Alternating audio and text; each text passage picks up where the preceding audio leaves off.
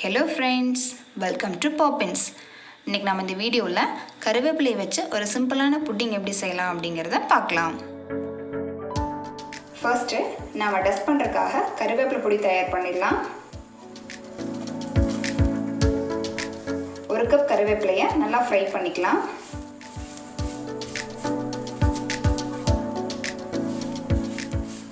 கருவேப்பிலை நல்லா மொறுமொறுன்னு ஆகிற அளவுக்கு ஃப்ரை பண்ணிக்கலாம்.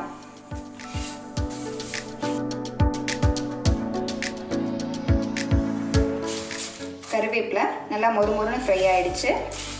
நம்ம ஸ்டவ் ஆஃப் பண்ணிடலாம். இது கூடவே ஒரு 1 ஸ்பூன் அளவு சுகர் சேர்த்துக்கலாம். இதை வேற ஒரு பவுலில் மாற்றி வச்சிடலாம். அடுத்து நம்ம புட்டிங் ரெடி பண்ணிடலாம். புட்டிங் செய்யறதுக்காக ஒரு பேனில் 100 ml பால் எடுத்துக்கலாம். பால் நல்லா சூடேறட்டும். நாம் அதுக்குள்ளே கஸ்டர்ட் பவுடர் ரெடி பண்ணிக்கலாம்.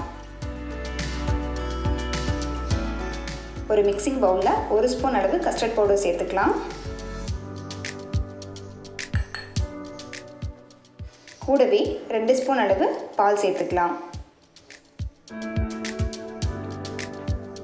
பால் சேர்த்துட்டு லம்ஸ் இல்லாமல் நல்லா மிக்ஸ் பண்ணிக்கலாம்.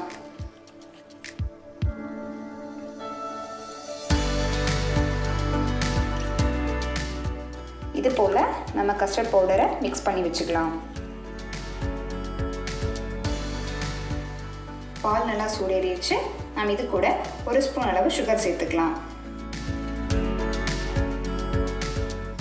இதை நல்லா மிக்ஸ் பண்ணி விட்டுக்கலாம்.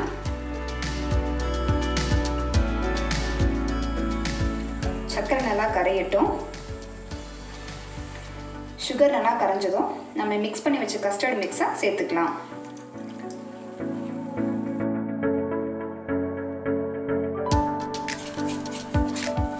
இதெல்லாம் அடிப்பிடிக்காமல் நல்லா மிக்ஸ் பண்ணிக்கலாம்.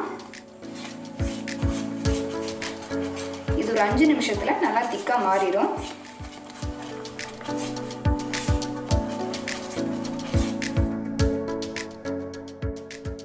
நம்மளோட கஸ்டர்ட் க்ரீம் ரெடி ஆகிடுச்சு. நம்ம இது வேற ஒரு பவுலுக்கு மாற்றிக்கலாம். நல்லா திக்காக வந்துருச்சு. நம்மளோட கஸ்டர்ட் க்ரீம் ரெடி ஆகிடுச்சு. நான் கூடவே கொஞ்சமாக பிஸ்கெட் க்ரம்ஸ் ரெடி பண்ணி வச்சுருக்கிறேன். ஏதாவது ஒரு பிஸ்கெட் எடுத்து நீங்கள் இது போல் பவுடராக க்ரம் பண்ணி வச்சுக்கோங்க. இப்போது ஒரு சர்விங் பவுலில் நம்ம ரெடி பண்ண கஸ்டர்ட் க்ரீமை ஃபில் பண்ணிக்கலாம்.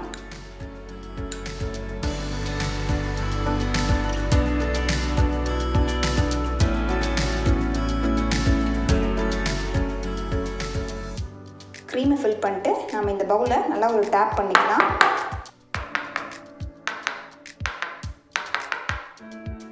இது மேலே நம்ம பிஸ்கெட்டோட க்ரம்ஸை சேர்த்துக்கலாம்.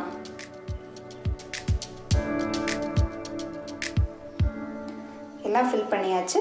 நாம் இது ஒரு 1/2 மணி நேரம் ஃப்ரிட்ஜில் வச்சிடலாம். நாம் வறுத்து வச்ச கருவேப்பிலையை இது போல் பொடியாக அரைச்சிக்கலாம். இந்த பொடியை ஒரு ஃபில்டர் வச்சு பிளேட்டில் டஸ்ட் பண்ணிக்கலாம்.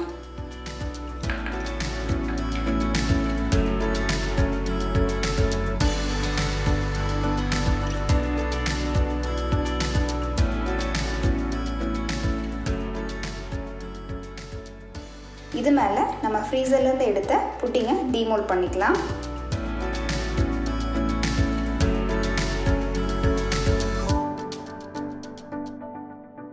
இது மேலே கொஞ்சமாக கருவேப்பிலை பொடியை டஸ்ட் பண்ணிக்கலாம்.